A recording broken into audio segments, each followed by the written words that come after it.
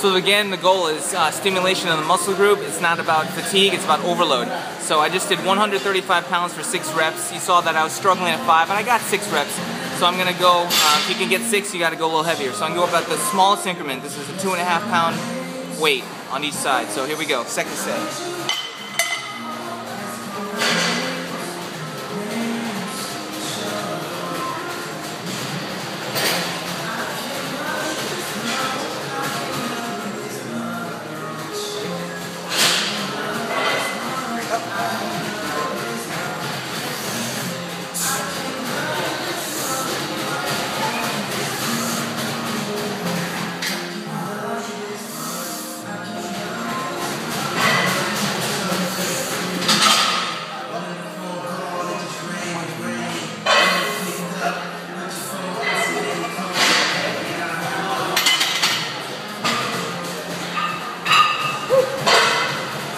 Failed on that last one. I need a little bit of a spot there, so I failed on the triceps first, but that was a good set. I'll stick with that weight in that last set. Here we go.